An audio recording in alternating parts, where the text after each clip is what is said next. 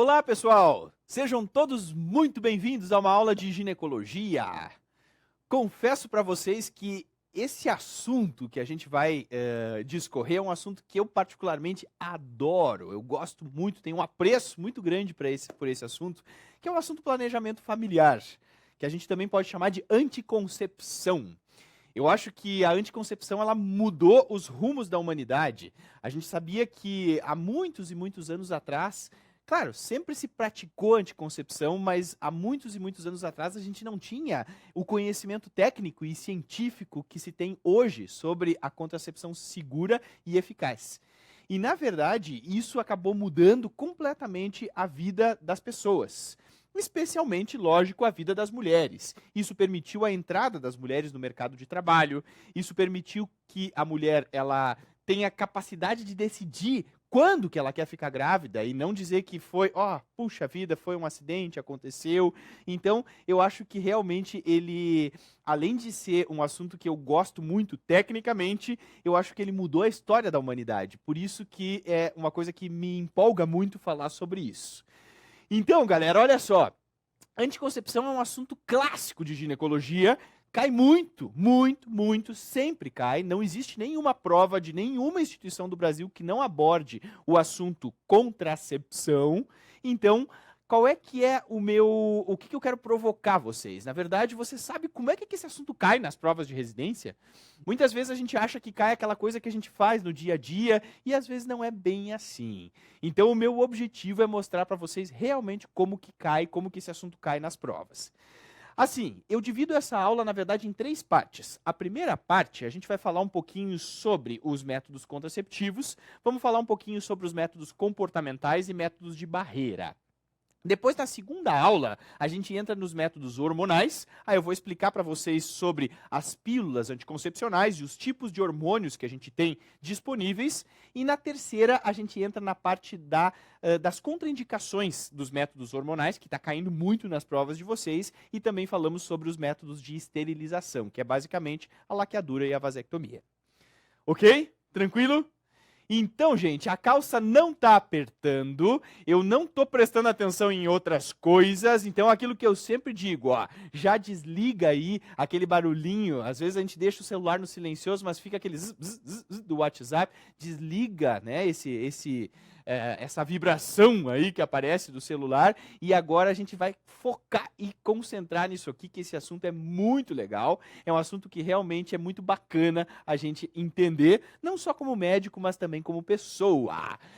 Então, assim, entrando no assunto de contracepção, eu vou começar com uma parte mais filosófica, só para introduzir o assunto para vocês, que é tudo que o ser humano já fez nessa vida. Vocês sabem que na Idade Média, que se praticava a Inquisição, digamos que foi uma parte muito triste da história da humanidade. O que acontecia? Existia aquela crença, né, que as pessoas que praticassem anticoncepção, elas estavam alterando a natureza, estavam alterando a ordem natural das coisas, e então elas deveriam ser castigadas, deveriam sofrer aí castigos em praça pública, e muito aconteceu, obviamente, com mulheres, muitas mulheres que tentavam evitar a gravidez, elas acabavam sendo castigadas em praça pública. Tem um museu na cidade de Toledo, lá na Espanha. Quem um dia tiver a oportunidade de visitar, é muito bacana. É o Museu da Inquisição. Você entra e vê os artigos de tortura que eles faziam na época e eles colocam o motivo, o porquê. Então, cada coisa horrível que o ser humano já fez, e muitas vezes era porque as pessoas praticavam algum tipo de anticoncepção, tentavam evitar a gravidez. Eles acabavam recebendo esse castigo. Mas, na verdade, o sexo existe desde que o ser humano surgiu nesse mundo, nesse planeta. E quando a gente vê aí a história bíblica, né, a história do pecado original do Adão e Eva, já se fala nisso, na verdade, é uma metáfora, que é uma alusão ao sexo, e já se fala também, na verdade, em algumas coisas de que o sexo ele acaba levando a uma gravidez e o que você pode fazer, na verdade, o que você poderia fazer para evitar tudo isso. Eu acho uma metáfora muito legal, muito bacana do Adão e Eva, que eles colocam que a Eva ela foi tentada por uma serpente, né? Que alguns diriam hoje que seria um símbolo fálico, mas a maioria dos estudantes religiosos dizem que não seria um símbolo fálico, mas olha só, a serpente, ela acaba tentando a Eva acaba oferecendo um fruto proibido para o Adão, que é a maçã. Qualquer semelhança da maçã com o fruto proibido real é mera coincidência, né? E aí a gente sabe que o Adão se atracou nessa maçã, né? E realmente, até hoje, ele acaba aí, então, se atracando, e a gente tem que, então, conseguir evitar, né? Porque qualquer coisa que seja feita no período fértil da mulher, existe o risco de gravidez. E a gente tem que saber orientar, então, até hoje, né? O que fazer para evitar que essa gravidez realmente aconteça. Então, gente, olha só, falando do ponto de vista técnico, o que é que vocês têm que saber para a prova? Já anota aí, porque isso é muito importante você saber. Para a gente dizer que o método contraceptivo é um método eficaz, ele precisa passar por algum tipo de filtro, algum tipo de crivo. E até hoje, o melhor de todos foi feito, então, por Raymond Pearl, que foi um grande pesquisador, que ele fez assim, ó, ele criou uma equação matemática, dizendo assim, o índice de Pearl ele é calculado de acordo com 100 mulheres que fazem uso desse método por ano. Então pega lá, 100 mulheres que tomam pílula num ano. Dessas 100 mulheres, quantas vão ficar grávidas nesse período de um ano? Então você pega no numerador e coloca o número de falhas, e no denominador é sempre 100 mulheres ano usuárias desse método. Quando que a gente considera como um método eficaz? A gente considera como um método eficaz quando o índice de Pearl é abaixo de 1. Anota isso porque isso cai em prova. Para ser considerado como um método eficaz, a Organização Mundial da Saúde, junto com a Federação Brasileira das Associações de Ginecologia e Obstetrícia, considera que para que o método seja considerado eficaz e seja recomendado para as nossas pacientes como um método eficaz, o índice tem que ser abaixo de 1. O que isso significa? Que menos de uma dessas 100 mulheres ano engravida usando o método. Aí, então, a gente considera que o método é eficaz. E aí, então, a gente divide os métodos contraceptivos em 4 grandes grupos. A gente tem os métodos comportamentais, que por incrível que pareça, apesar de ser super antigo, tem muita gente que ainda faz esse tipo de método, mas assim, a gente como médico, né, tem que respeitar o casal que faz e também tem que saber orientar o casal a fazer corretamente o método.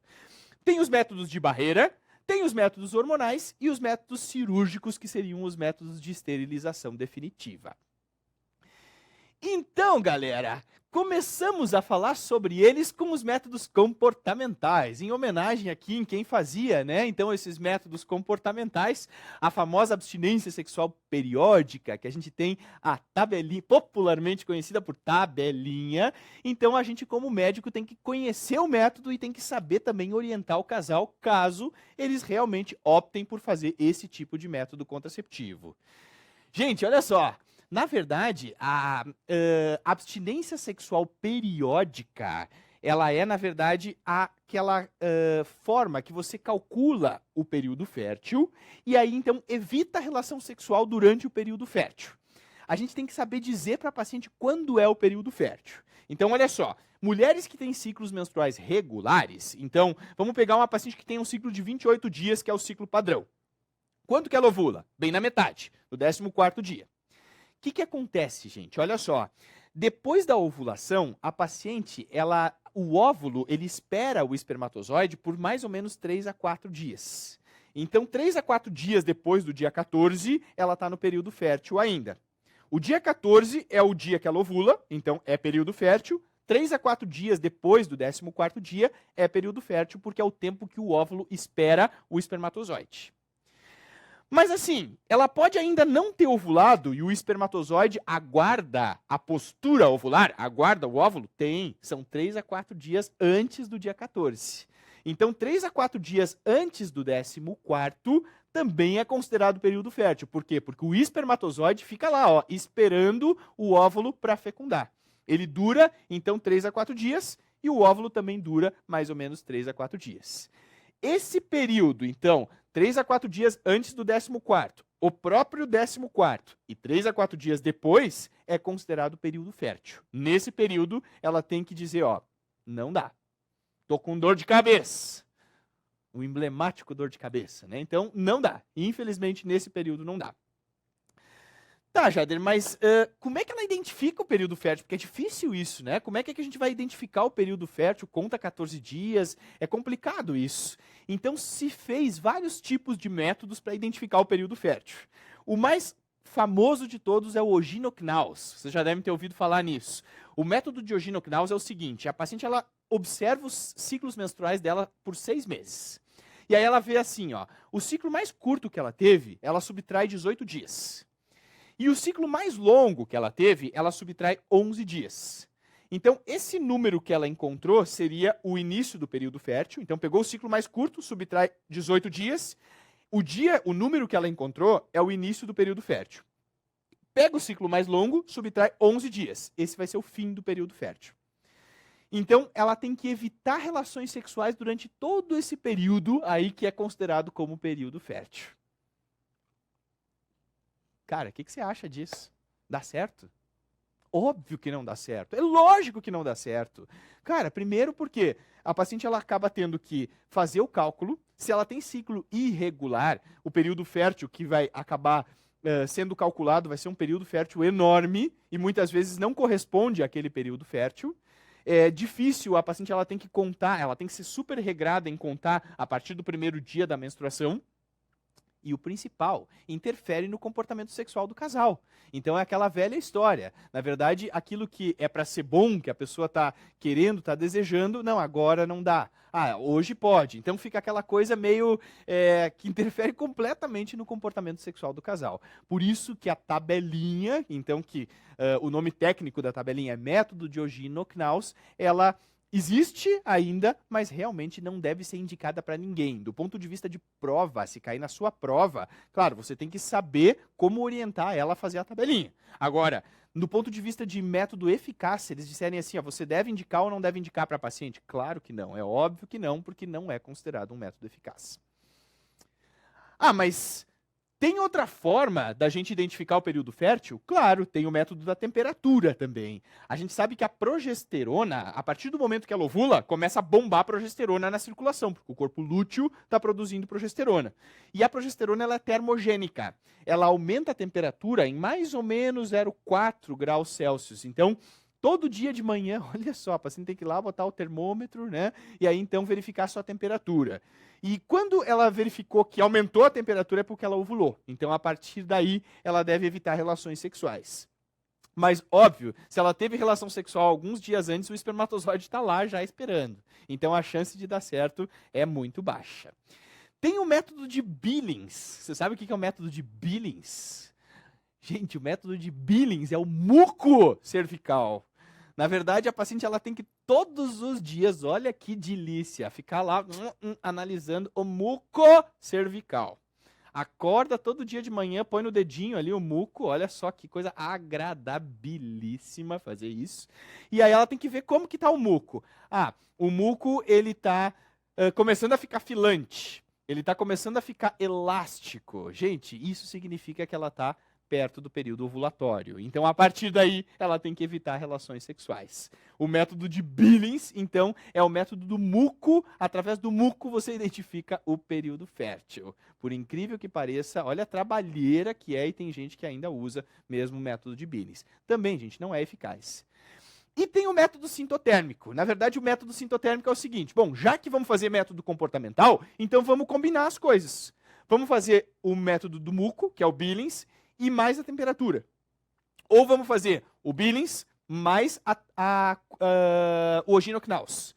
Aí então você combina duas coisas, né? Você pega dois parâmetros, o parâmetro do muco e mais o cálculo da tabelinha. Ou o parâmetro do muco e mais a temperatura. Aí você tem o método sintotérmico. O objetivo é tentar aumentar a eficácia do método. Aumenta? Olha aqui, gente. qual é que é a taxa, qual é o índice de Pearl da abstinência sexual periódica? Vocês sabem? Olha só. 20! 20 é o índice de Pearl. Ou seja, a cada 100 mulheres ano que fazem abstinência sexual periódica, que fazem, então, Ginocnaus, tabelinha, Billings, temperatura ou sintotérmico, 20 vão estar grávidas no final de um ano.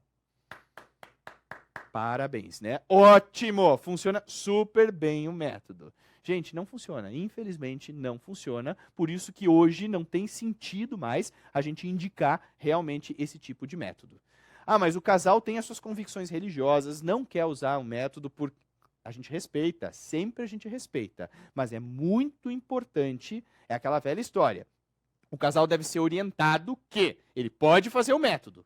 Todavia, ele é um método que não tem eficácia comprovada. A eficácia é muito ruim. É nosso dever, como médico, orientar. A gente respeita a decisão do casal, mas a gente tem que, como médico, orientar que realmente a chance dela engravidar é muito alta. A chance dela ficar grávida é alta. Se eles estão assumindo esse risco, ok, beleza.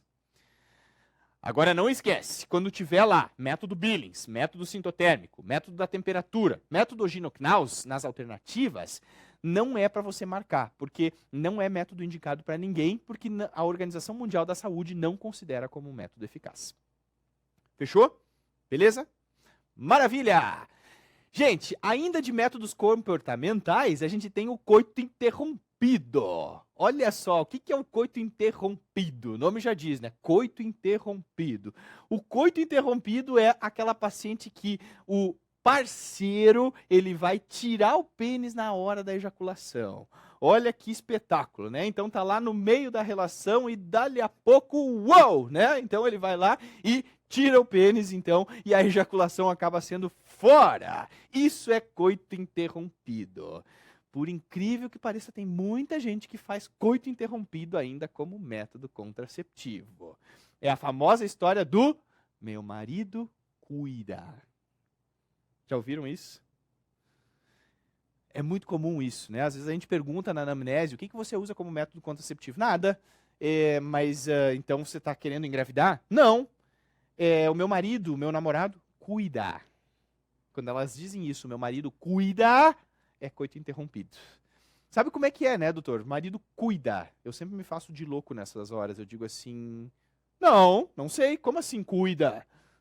Ah, ele tira na hora, né? Isso é coito interrompido.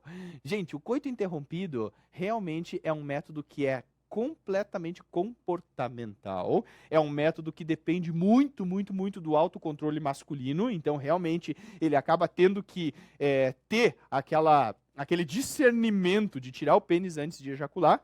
Mas qual é o grande problema? O grande problema é que existe saída de sêmen e de espermatozoide antes, às vezes, da ejaculação. Claro que a grande maioria é na ejaculação, mas às vezes acaba saindo antes e a chance dela engravidar acaba sendo alta. Então, o que eu tenho para dizer para vocês sobre coito interrompido? É isso. Sem comentários, né? É óbvio que não funciona e que não deve ser indicado para ninguém. Mas faz parte, tá lá como método de comportamental. Gente, aí a gente tem os métodos de barreira. Então, os comportamentais são dois, é a abstinência sexual periódica e o coito interrompido. Mas a gente tem os métodos de barreira, que são métodos, então, que foram construídos ao longo dos anos, e hoje a gente tem coisas muito boas aí, coisas ruins e coisas boas de métodos de barreira. Vamos ver o que a gente tem, olha só. Camisinha, condom. Então, um dos métodos mais populares do mundo, né, que é a camisinha, o condom, o preservativo, a gente tem o masculino e o feminino. A camisinha, então, é um dispositivo de látex que acaba se colocando, então, no pênis. A camisinha masculina, né, que é a mais utilizada no mundo, é definitivamente a masculina. Então, ele vai colocar a camisinha no pênis, o condom no pênis, e aí, então, o ejaculado vai ficar retido ali na extremidade, então, na ponta da camisinha, na ponta do condom. É um método que protege contra DSTs, por isso que ele deve ser recomendado sempre, aquilo que a gente sempre diz para as pacientes, né? Então, é muito importante que sempre ela use a camisinha durante as relações sexuais, porque protege contra DSTs, é o método mais eficaz na proteção contra os germes sexualmente transmitidos.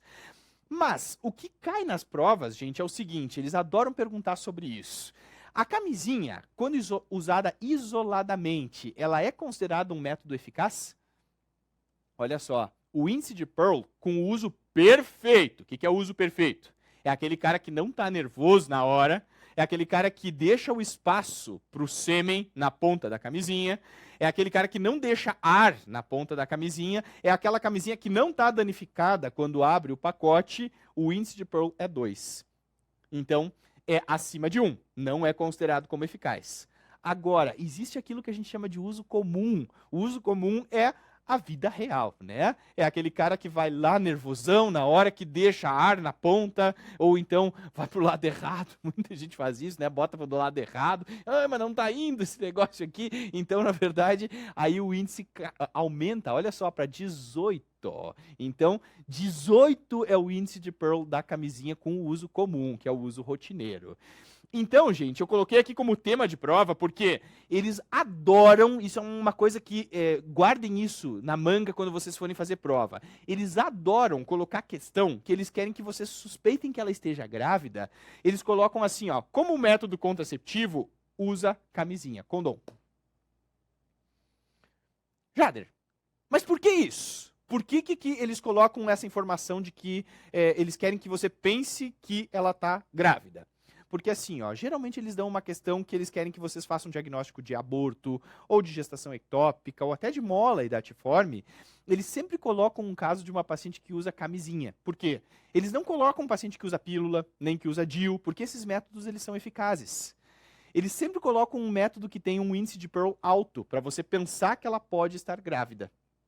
Então, fica muito atento a essa informação nos enunciados das questões. Se eles colocarem assim, ó, paciente, 25 anos, com dor em baixo ventre, e mais localizada à direita, atraso menstrual de 15 dias, como método contraceptivo, utiliza camisinha. É lógico que estourou essa camisinha e essa paciente está grávida e eles querem que vocês marquem que existe possibilidade de gravidez ectópica. É um artifício de prova isso. Sempre que eles querem que vocês pensem na possibilidade de gravidez, eles colocam que ela usa camisinha somente como método contraceptivo.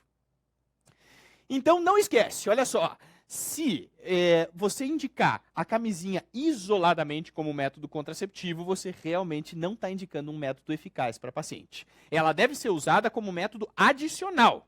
Sempre como método adicional, mas única e exclusivamente como método contraceptivo, ela não é considerada eficaz. Olha só, é 18 o uso comum dela. Beleza? Tem a masculina e tem a feminina. Óbvio que a masculina é muito mais utilizada, ela é muito mais prática, né, de ser colocada do que a camisinha feminina. A camisinha feminina, quando foi lançada no mercado, se pensou que vai ser um grande boom aí a camisinha feminina, mas infelizmente não foi. Se usa muito pouco camisinha feminina. Por quê? Ela não é prática, realmente depende da colocação da usuária e, gente, ela dá barulho. Então, a grande maioria das pacientes não gosta de usar porque fica aquele em que a camisinha feminina provoca. Então, realmente, assim, a masculina realmente acaba sendo mais prática. Mas por que pode falhar, Jader? Pode falhar porque realmente a galera aí acaba fazendo muita coisa errada, né? A gente que vê isso no dia a dia, que acaba ouvindo as histórias, camisinha perdida, olha, fui pra noite, fui pra balada, aí o cara usou camisinha, quando ele tirou tava sem a camisinha, o pênis estava ali sem nada. Então, eu acho que tá dentro de mim, sei lá. Aí a paciente fica sempre com medo, né, de tirar a camisinha com o dedo, porque acha que a vagina vai até a amígdala, assim, aí então não consegue tirar com o dedo, né? Então, geralmente eu digo, me dá o teu dedinho aqui, vamos lá. Ó, tá aqui, ó, puxa, que nem o OB, né? O OB sumiu. Tá aqui a cordinha, puxa, que ele tá aqui. A vagina tem fim, ela não é uma cavidade infinita que vai parar lá na amígdala. Também não tem nenhuma fístula lá com a região cervical, nada disso. Então, realmente, a gente pode tirar. Tem gente que usa camisinha até outros lugares tão inusitados, né, na vida que eu digo, o ser humano é capaz de tudo. Então, por isso que realmente não é considerado um método eficaz.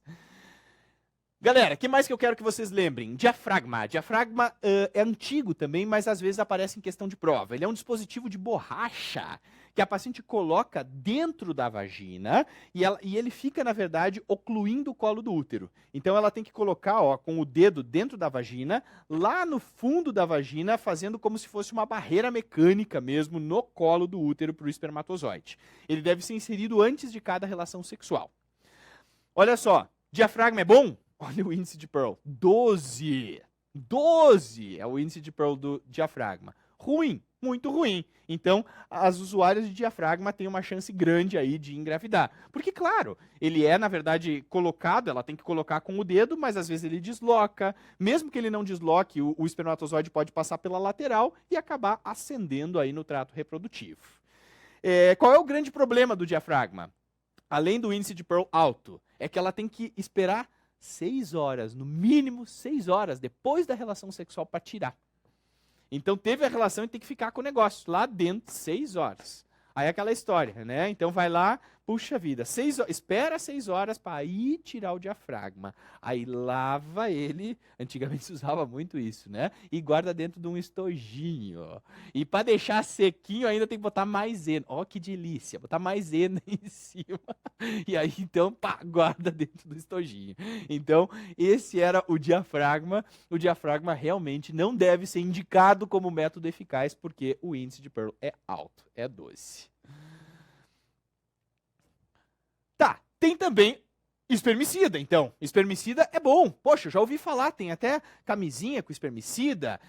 Até agora saiu do mercado as camisinhas com espermicida, mas dá para botar o espermicida no diafragma. Eu conheço gente que usa, né? Coloca o gelzinho espermicida. O que é isso, Jader? Olha só, o espermicida ou espermaticida, na verdade, ele é considerado um método de barreira.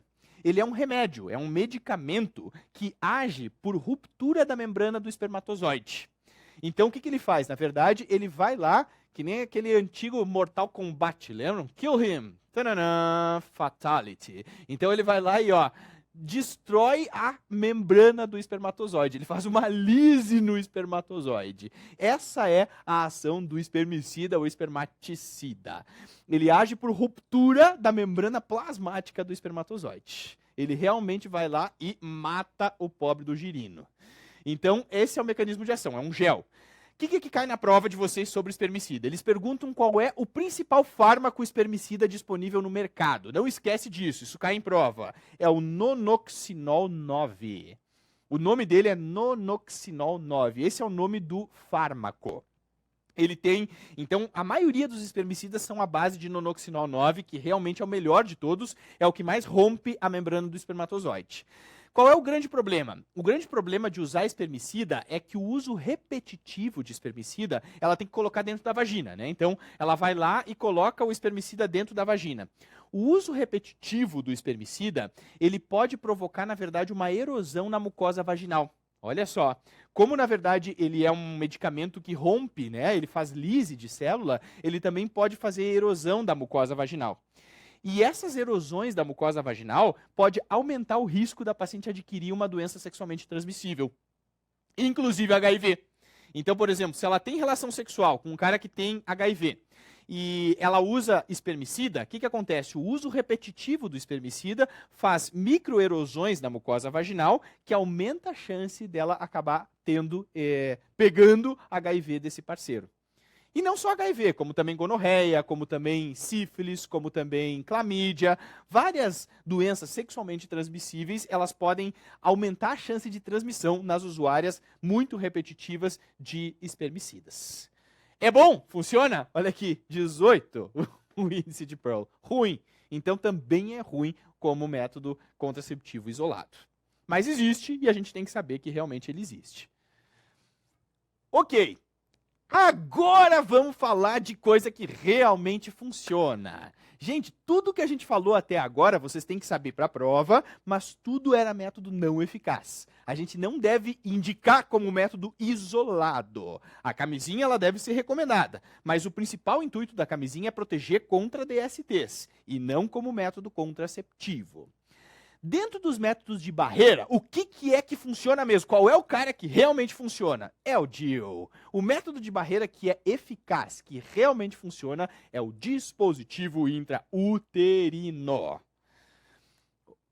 Sabe que eu tive recentemente um casal que foi lá no consultório para colocar um DIU e o marido da paciente me dizia assim, então tá, doutor, vamos colocar o DIL, ele falava o DIL, né? E aí então, mas o que significa essa sigla, DIL, né? Eu digo, olha, desse jeito é dispositivo intraluterino, mas não é DIU, é dispositivo intrauterino. Ele é um dispositivo de cobre, que, qual é o mecanismo de ação dele? Ele faz uma reação inflamatória local na cavidade uterina da paciente. Esse é o mecanismo de ação do DIU de cobre. Na verdade, o que a gente sabe? Que qualquer corpo estranho que você colocar dentro do útero faz uma reação inflamatória local.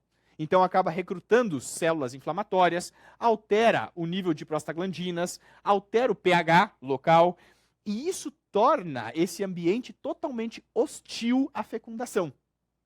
Para o espermatozoide fecundar o óvulo, ele tem que ter um pH adequado, ele tem que ter nível de prostaglandinas adequadas, não pode ter aquele monte de macrófago, de célula inflamatória ali, porque isso precisa de um ambiente adequado para ocorrer fecundação. Se você tem um corpo estranho ali dentro, ele deixa esse ambiente totalmente hostil à ocorrência da fecundação. Certo? Então esse é o mecanismo de ação do DIU. Uma coisa que eu ouço muitos alunos me perguntarem, e as pacientes também, e que existe realmente uma crença de que o DIU seria um método abortivo. Vocês já devem ter ouvido falar isso. Ah, o DIU, dispositivo intrauterino, poxa, eu não quero colocar ele porque ele impede a nidação do embrião.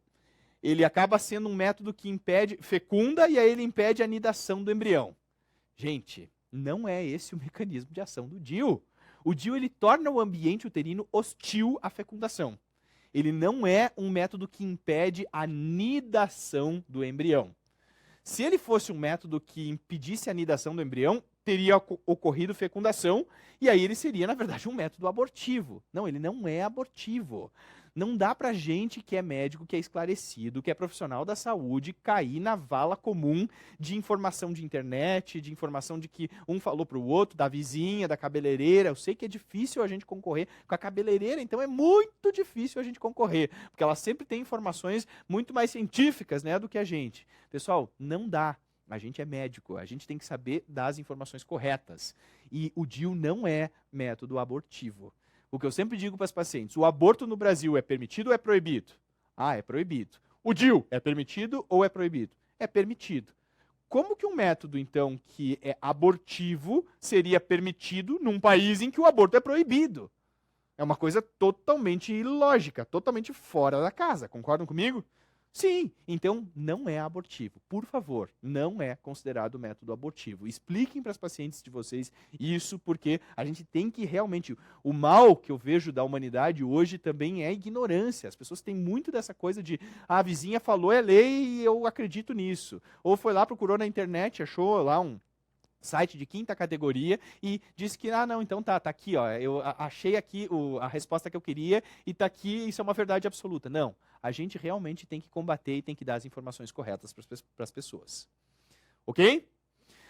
Só uma curiosidade, vocês sabem como é que o DIU de cobre foi descoberto? Ele foi descoberto, na verdade, antes de Cristo, pelos egípcios. Os egípcios, eles eram nômades. E aí, então, eles faziam aquelas grandes viagens, né? Porque tinha as cheias do Rio Nilo. Ele estava sempre com cheia, o Rio Nilo. E aí, então, eles tinham que estar sempre migrando para outros lugares. E eles usavam os camelos como métodos de condução, como meio de transporte. E eles sabiam que para que as camelas não ficassem grávidas, prenhas, né, eles colocavam pedra dentro do útero das camelas. Eles iam lá e colocavam pedra para elas não ficarem grávidas.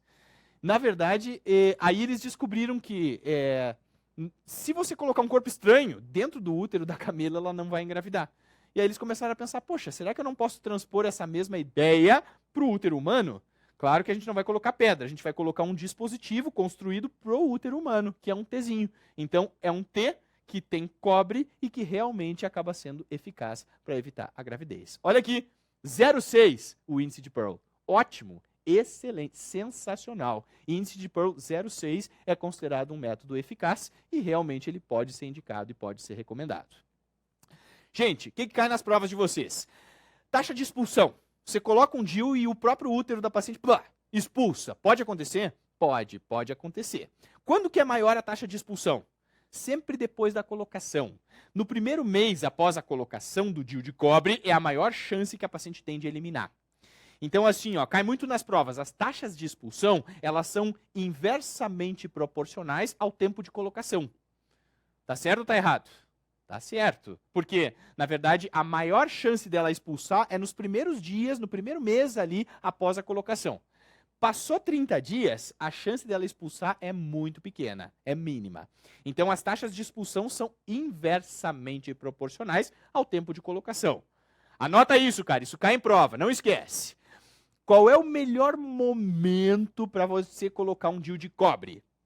O melhor momento é com a paciente menstruada, lógico. Por quê? Primeiro que você tem a certeza que ela não está grávida e segundo que o colo do útero está mais entreaberto, então ele desliza com muito mais facilidade e é muito mais confortável para a paciente você colocar durante a menstruação.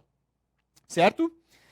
Ok, mas e no puerpério? Eu posso usar DIU? Claro. Quando que dá para colocar? Até 48 horas depois do parto, você já pode colocar um DIU de cobre nessa paciente. Puxa, mas não deve ser muito fácil, né? O útero tá lá em cima, tá aquele monte de sangue, aqueles lóquios. 2 dias de pós-parto eu já posso colocar? Claro que tem que ter um treinamento muito específico. São poucos os colegas ginecologistas que têm treinamento para colocar DIU em paciente em pós-parto imediato assim.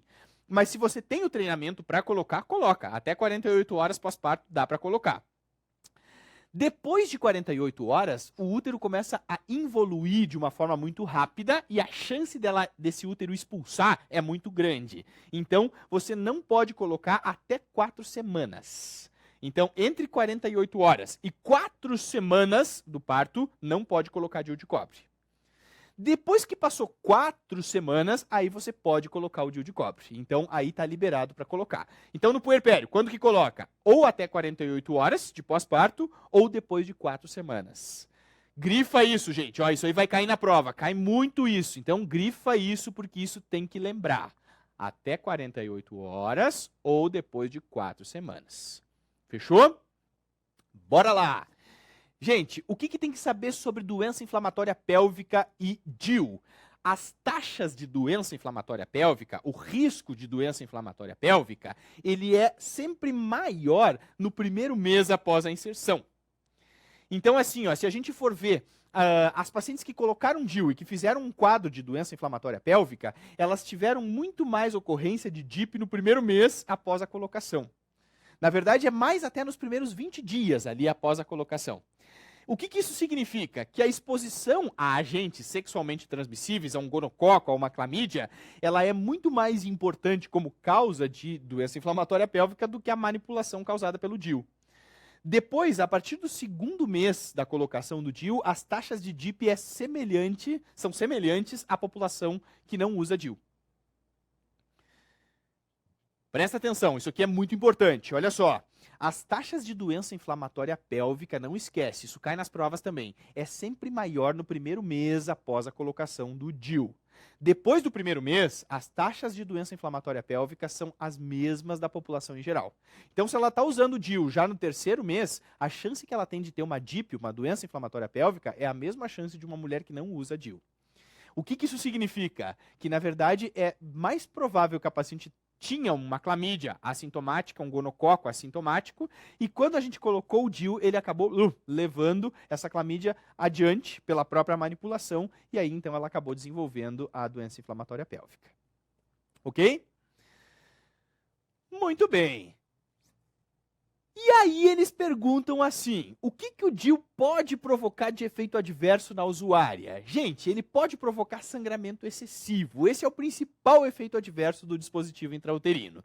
Elas podem ter sangramentos excessivos. Então ela estava acostumada a ter ali 3 dias, 4 dias de menstruação, e aí quando ela coloca o DIU, ela fica 7 dias menstruada. O fluxo é mais intenso, tem que trocar de absorvente mais vezes. Então, realmente o sangramento excessivo é o principal efeito adverso do uso do dispositivo intrauterino. Cólica, pode dar mais? Pode dar mais. Então, dismenorreia, né, que é a cólica menstrual, ela realmente pode ser mais pronunciada na usuária de DIU do que na não usuária, porque tem um corpo estranho lá dentro. E sempre que tem corpo estranho faz mais liberação local ali de marcadores inflamatórios, maior a chance dela ter dismenorreia. Isso aqui é importante, pessoal. Isso aqui cai em prova também. Olha só. Existe um tipo de infecção pélvica que é a actinomicose. A actinomicose é causada por uma bactéria chamada Actinomyces israeli. O Actinomyces israeli, ele provoca uma leucorreia, uma saída de uma secreção que a paciente vai se queixar dessa leucorreia e geralmente é em usuária de DIU. É muito raro, é praticamente impossível você ter uma actinomicose numa mulher que não usa DIU. É uma infecção quase que exclusiva das usuárias de DIU. Então não esquece para sua prova, se cair actinomicose, apesar do nome actinomicose, a gente lê assim e pensa, não, actinomicose deve ser fungo. Não, é bactéria. Apesar desse nome micose no final, é bactéria. O Actinomyces israeli é uma bactéria, uma infecção bacteriana. Então ela é uma infecção pélvica bacteriana, quase que exclusiva das usuárias de DIU. Certo? E aí a gente tem as contraindicações, que eles também perguntam muito nas provas. Quem é que não pode usar DIU de cobre? Se você for pegar, então, assim, ó, aquelas pacientes que não podem, que tem contraindicação para você colocar um DIU de cobre. Gente, então, olha só.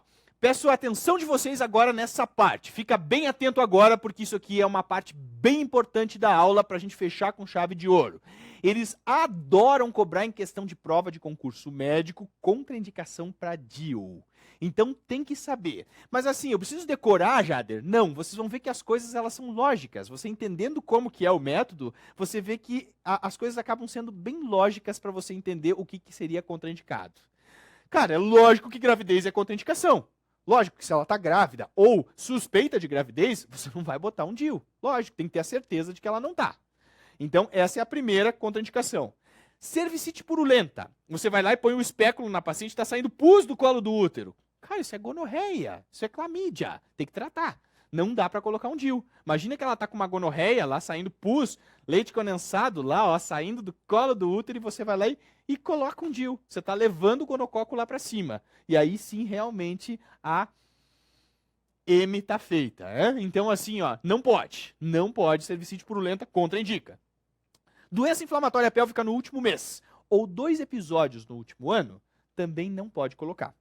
Teve DIP no último mês, puxa vida, foi tratada já, mas ela teve DIP no último mês, ou teve já 2 episódios que ela teve que tratar esse ano, cara, não coloca. Essa mulher é de alto risco para ter gonococo e ter clamídia. Então, a chance dela estar contaminada, de novo, é grande. Se você colocar um DIU, você pode realmente aí levar a bactéria e ela fazer um quadro de doença inflamatória pélvica. Tuberculose pélvica. Tuberculose pélvica é uma condição muito rara, mas que também contraindica o uso do DIU. É raro a gente ter, então, aí tuberculose na pelve, mas se tiver, também é uma contraindicação formal. Gente, isso aqui cai muito em prova, ó. Sangramento de causa desconhecida. Paciente que tem um sangramento vaginal que você não sabe a origem. Ela pode ter um pólipo, pode ter um mioma, pode ter uma hiperplasia, pode, inclusive, estar grávida e estar tendo um aborto. Você não sabe qual é a causa desse sangramento. Não pode botar DIU. Lógico, primeiro tem que investigar. Investiga a causa do sangramento, define o diagnóstico e aí depois, sim, você coloca o DIU. Mas enquanto você não sabe a causa, não pode. Contraindicado. Câncer de colo. Contraindica DIU? Claro que contraindica, porque ele altera a anatomia do colo do útero. Você nem tem como colocar numa paciente que tem um tumor ali no colo do útero. Mesma coisa o endométrio. O endométrio altera toda a anatomia da cavidade uterina, o câncer de endométrio. Então, também não pode. Câncer de ovário também contraindica o uso de DIU, porque o câncer de ovário ele dissemina localmente ali para o útero e altera também a anatomia do útero. Então, também é contraindicado. Câncer de colo, endométrio e de ovário. Olha só, se ela tem alterações anatômicas do útero, também contraindica o uso de DIU de cobre. Presta muito atenção porque isso cai muito em prova. O que são as alterações anatômicas do útero? Qualquer tipo de alteração que distorce a cavidade uterina contraindica o uso do DIU de cobre. Se ela tem um mioma submucoso abaulando a cavidade, você não pode colocar DIU de cobre. Se essa paciente tem útero bicorno, que é aquele útero que tem então aí uma divisão incompleta, tem 2 cornos uterinos, cara, não pode. É um útero que tem uma anatomia distorcida. A chance de perfurar é muito grande, então não pode. Útero bicorno não pode. Se a paciente tem miomas submucosos ou intramurais abaulando a cavidade, também não pode. Se a paciente tem útero de Delfos, útero septado, qualquer anormalidade anatômica do útero contraindica o uso do DIU de cobre. Ok? Outra coisa, olha só, isso aqui também cai bastante. Se a paciente tem sangramento excessivo, se ela tem um fluxo menstrual que é excessivo, sempre foi excessivo. Olha, desde adolescente eu me lembro, doutor, que eu sangrava muito. Não dá. Infelizmente não dá, porque vai sangrar mais. É natural que o DIU provoque mais sangramento. Então, não coloca. Não tem por que você colocar numa paciente que já tem um fluxo aumentado. Assim como o paciente que tem cólica. Ela diz, olha, eu sempre sofri com isso, a minha vida inteira eu tenho que estar sempre tomando remédio para cólica. É difícil, assim, porque eu tinha que sair da escola, agora eu tenho que sair do trabalho, às vezes, porque eu tenho muita cólica menstrual. Se você botar DIU, ela vai aumentar, vai ter mais cólica ainda. Então, não é legal para quem tem sangramento excessivo e para quem tem dismenorreia. Discrasias sanguíneas. Se ela tem, por exemplo, uma doença de von Willebrand, que é uma discrasia sanguínea clássica, que aparece bastante. Essas pacientes têm sangramento excessivo. Se elas têm sangramento excessivo, cara, se você botar um DIU lá dentro, vai sangrar mais. Então também não pode. Olha só, trombocitopenia, se ela tem plaquetopenia, contraindica também você colocar um DIU de cobre. Por quê? Porque essa paciente ela tem uma chance de sangrar mais, se ela já tem uma plaquetopenia, a chance de piorar a situação acaba sendo grande. Então também é uma contraindicação pela Organização Mundial da Saúde. Abre um parênteses aqui, olha só, isso aqui pode aparecer nas provas de vocês. Plaquetopenia é contraindicação para DIU de cobre. Mas aquela paciente que usa anticoagulante, por alguma razão, digamos que ela teve, por exemplo, uma trombose e está usando anticoagulante, o uso de anticoagulante não contraindica o uso do DIU. Por quê? Eles viram que as pacientes que usavam DIU e que usavam anticoagulante, elas não tiveram problemas de sangramentos excessivos, diferente das plaquetopênicas. Então, plaquetopenia contraindica. Agora, o uso de anticoagulante não contraindica. Certo? Fica atento, porque isso também aparece em questão. SIDA. As pacientes que têm SIDA, então, elas são pacientes que têm HIV e que elas acabam tendo aí uma imunidade celular muito deficiente. A chance de infectar é muito grande, gente. Então, paciente sidética também contraindica o uso do DIU. E tem uma doença que às vezes aparece nas provas de vocês, que é a doença de Wilson, que é raro, é super raro, mas que também contraindica o uso do DIU. O que é a doença de Wilson? A doença de Wilson, na verdade, é uma dificuldade no metabolismo do cobre. A paciente ela acaba tendo, então, uma dificuldade na excreção do cobre, acaba retendo o cobre, e dessa forma, se você colocar um DIU que tem cobre, você vai piorar mais a situação. Então, doença de Wilson também é contraindicação. Beleza, galera? Entendido? Vocês veem que, Jader, é bastante coisa. Sim, é bastante coisa, mas tudo é lógico. Tudo é coisa assim que você entendendo como que o método funciona e o que ele causa, as coisas ficam lógicas. Elas não ficam decoradas, digamos assim. A gente realmente consegue entender por que da lógica dessas contraindicações. Bom, o que tem que lembrar também? Antibiótico profilaxia, faz ou não faz? Isso cai bastante em prova também. Tem que fazer algum antibióticozinho aí, como profilaxia, antes de fazer a colocação? Cara, olha só. Para que seria antibiótico profilaxia? Digamos que ela tem uma clamídia, um gonococo assintomático, aí você faz um antibiótico para prevenir infecção. Se você acha que ela tem uma clamídia e um gonococo, não coloca o DIU. É contraindicado. Não tem por que você colocar um DIU numa paciente que você está achando que tem um gonococo. Então, essa história de usar antibiótico profilático antes da colocação está formalmente contraindicado. Não tem indicação. Tempo. Quanto tempo ele vale? 10 anos. Então, são 10 anos que ela está protegida. É um belo método, funciona super bem e dura 10 anos. Gente, só para a gente finalizar o DIU de cobre, não esquece. Presta bem atenção nisso. Às vezes aparece muito em questão de prova, até porque muitas pacientes perguntam isso pra gente. No Ligesta, pode usar DIU? Puxa, mas eu lembro lá na faculdade que me diziam que mulher que teve filho é melhor usar DIU. Mulher que não teve filho, melhor não colocar. Na época que a medicina não era baseada em evidência, que era baseada em experiência, alguém experiente disse, olha, eu acho que o DIU é melhor para quem já teve filho. E aí, então, isso ficou como lei. Depois veio a medicina baseada em evidência, que é estudo científico. Então eles, bom, vamos ver se isso realmente se comprova, né? E os estudos mostraram que não tem diferença uma nuligesta, uma mulher que nunca engravidou usar, e uma mulher que já engravidou usar. Então, nuligestas podem usar DIU. Isso é uma coisa que é coisa do passado. Essa história de que é só quem já teve filho que deve usar DIU, cara, esquece isso. Isso não é mais informação científica. A informação atual é que nuligesta pode usar sem problemas. Fechou? Tranquilo? Muito bem. E aí a gente tem o DIU com levonorgestrel, que surgiu depois, então, de... É relativamente recente o surgimento do DIU com levonorgestrel, e ele realmente é um DIU que revolucionou, digamos assim, aquelas pacientes que gostavam, que eram usuárias do DIU de cobre. Na verdade, o DIU com levonorgestrel, ele é um DIU que contém uma haste que libera levonorgestrel, que é um tipo de progesterona sintética. Então, a progesterona ela fica agindo ali dentro do útero. A gente chama ele de DIU com levonorgestrel, ou ainda de sistema intrauterino liberador de levonorgestrel, ou ainda de endoceptivo. Tem até alguns artigos e alguns pesquisadores que dizem que o DIU com levonorgestrel deveria ser considerado um método hormonal. Mas ainda a maioria dos livros e dos guidelines dizem que o DIU com levonorgestrel ele é considerado ainda como um método de barreira, apesar de ter hormônio. Bom, para que surgiu o DIU com levonorgestrel? Ele fica liberando progesterona ali dentro do útero e o intuito é deixar a paciente em amenorreia. Olha que legal! Então quer dizer que aquela mulher que não quer ficar menstruada, que odeia ficar menstruada, ela pode então optar pelo DIU com levonorgestrel, que ela vai ficar em amenorreia. E realmente, quando ele surgiu, ele veio com essa promessa de que deixaria todo mundo em amenorreia.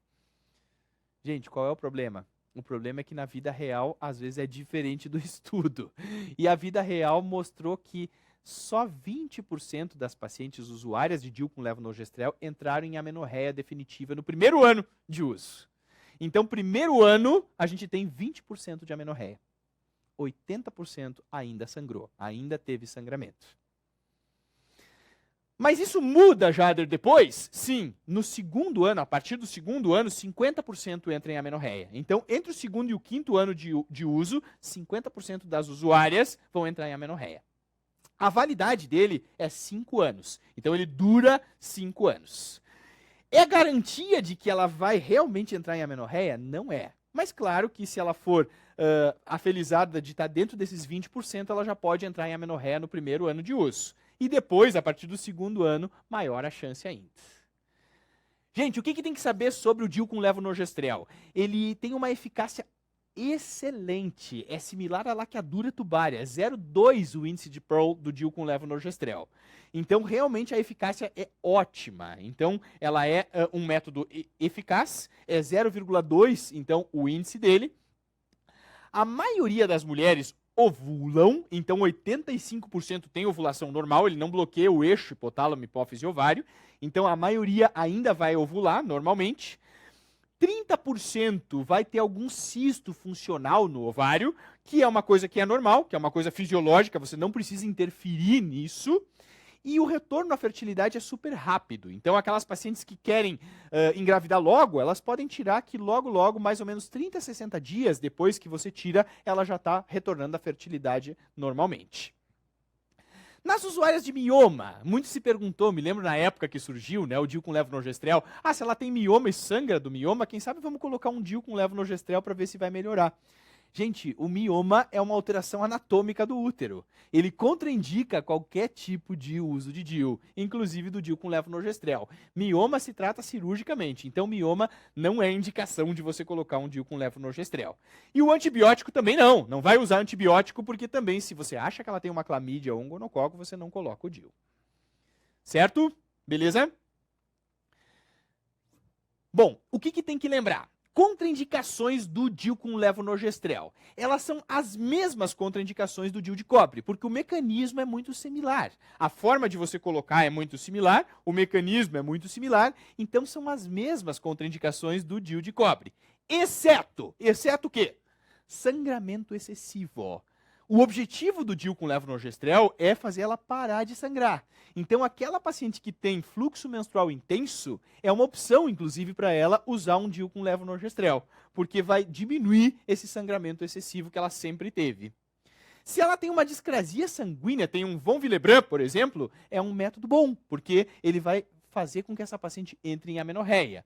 Ou, pelo menos, a chance que ela tem de entrar em amenorreia é maior. Então, para discrasias sanguíneas, é um método bom. É uma discrasia e sangramento excessivo é contraindicação para DIU de cobre, mas é inclusive indicação para DIU com levonorgestrel. Cólica, dismenorreia, também a gente sabe que a própria progesterona ela tem um efeito relaxante. Então, o fato da paciente ter cólica menstrual, ter dismenorreia, não é uma contraindicação para usar DIU com levonorgestrel. Para DIU de cobre, sim. Agora, para DIU com levonorgestrel, não. E a doença de Wilson, obviamente, né? Então, a paciente que tem doença de Wilson, o problema dela é com o cobre. O DIU com levonorgestrel, ele não tem cobre, então ela pode usar sem problema nenhum. Então, são as mesmas, exceto essas 4. Mas o DIU com levonorgestrel tem uma contraindicação que o DIU de cobre não tem, que é câncer de mama. Gente, não esqueçam, o câncer de mama é uma neoplasia hormônio dependente. Então, quem teve câncer de mama tem contraindicação formal de usar qualquer tipo de hormônio, inclusive o levonorgestrel de ação local, que é intrauterina. Então, não pode. Se teve câncer de mama, o DIU que ela tem que usar é o de cobre. Não pode ser o DIU com levonorgestrel. Ah, mas tem alguns trabalhos que estão fazendo agora dizendo que poderia, em alguns casos, selecionar. Não, mas ainda é protocolo de pesquisa. Isso ainda não é considerado, é considerado off-label, né? A gente não pode usar essa informação e dizer que realmente a gente possa usar. Tranquilo? Beleza? Muito bem. Então, gente, lembra que eu comecei a aula dizendo assim, ó, que anticoncepção é clássico de prova? E também você sabe como esse assunto cai nas provas? Na verdade, o meu objetivo foi justamente mostrar para vocês as coisas importantes dos métodos e também frisar e chamar a atenção de vocês naquilo que realmente cai na prova, naquilo que realmente é importante. Esse foi o meu objetivo e espero poder ter cumprido com ele. Galera, então, se houver dúvidas, por favor, entre em contato comigo. Essa foi a primeira parte do assunto planejamento familiar. Depois, na parte 2, a gente vai falar sobre os métodos hormonais. Na 3, a gente continua alguma coisa sobre os métodos hormonais e vamos falar também sobre esterilização. Fechou? Um grande abraço a todos.